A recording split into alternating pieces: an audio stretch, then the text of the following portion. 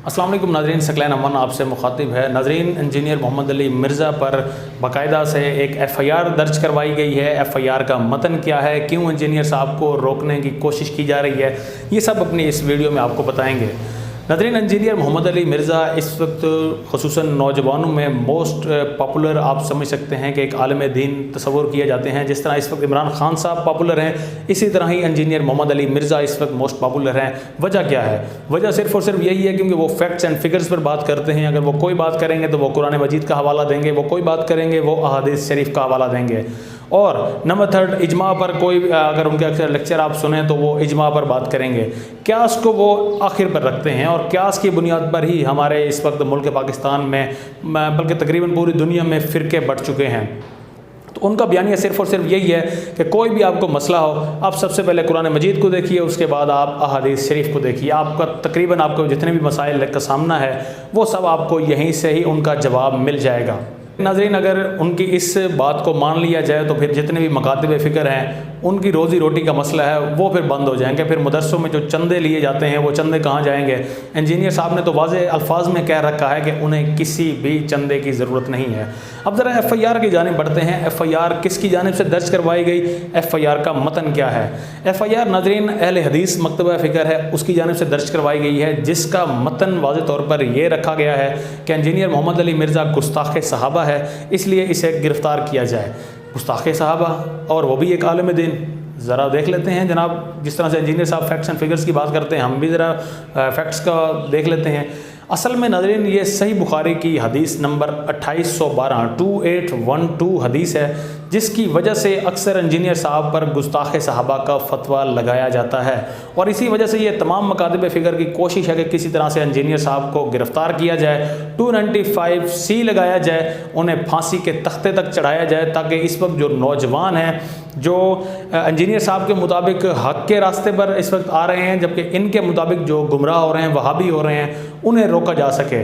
लेकिन मेरे ख़्याल में एक इंजीनियर साहब के थ्रू इस वक्त जितने भी हमारे यूनिवर्सिटी के स्टूडेंट्स हैं वो इस चीज़ पर पहुँचे हैं कि यार इस्लाम में लॉजिक, इस्लाम में फैक्ट्स एंड फिगर्स भी कोई चीज़ है, और उसी चीज़ तक पहुँचाने का ज़रिया इंजीनियर मोहम्मद अली मिर्ज़ा बने हैं। यानी अगर हम नमाज की बात करें, अगर हम दुआ की बात करें, अलहम्द शरीफ की बात करें, निकाह की बात करें, तलाक़ की बात करें, किसी भी मसले की बात करें, तो तमाम का जवाब हमें अहादीस शरीफ में मिल जाएगा।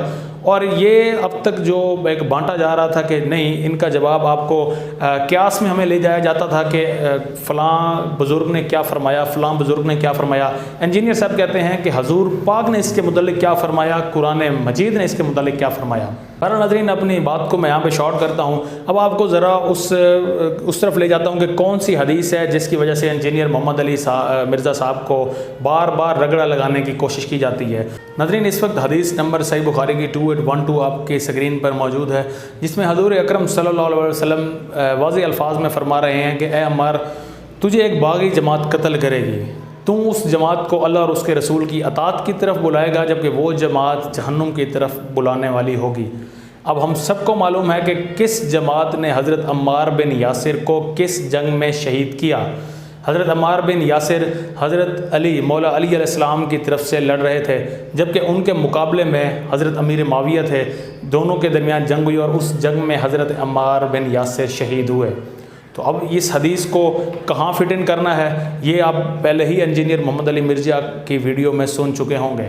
तो अगर इस बुनियाद पर आप इंजीनियर मोहम्मद अली मिर्ज़ा के ख़िलाफ़ FIR दर्ज करवाने गए हैं, तो हुजूर फिर इंजीनियर मोहम्मद अली मिर्ज़ा पर FIR मत दर्ज करवाइए।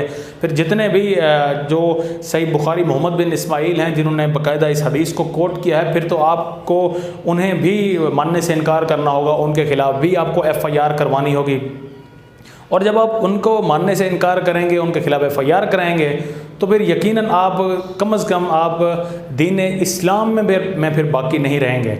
फिर अगर इस हदीस को बयान करने वाला अगर वो एक मुजरिम है, तो फिर इस हदीस को लिखने वाले के मुतालिक आपका क्या बयान है? फिर इस हदीस को बाकायदा बयान करने वाले के मुतालिक, यानी हजूर अकरम सल्लल्लाहु अलैहि वसल्लम के वाज़े अल्फाज उसमें मौजूद हैं, उसके मुतालिक आपका क्या बयान है? तो ज़रा हजूर ज़रा सोच समझ कर कीजिए। इस एफ़आईआर जो आपने दर्ज की है, ये ज़रूर इसमें एफ़आईआर के बाद अदालत के सामने पेश किया जाएगा इंजीनियर साहब को, और इंजीनियर साहब वो हदीस दोबारा कोट करेंगे, और उस वक्त आप लोग क्या जवाब देंगे कि इस हदीस को आप लोग किस तरह से मानने से इनकारी होंगे। ये तो फिर उस वक्त आपको उसी वक्त ही जवाब देना होगा, और उसमें वाज़े होगा कि फिर आप किस तरफ से खड़े हैं।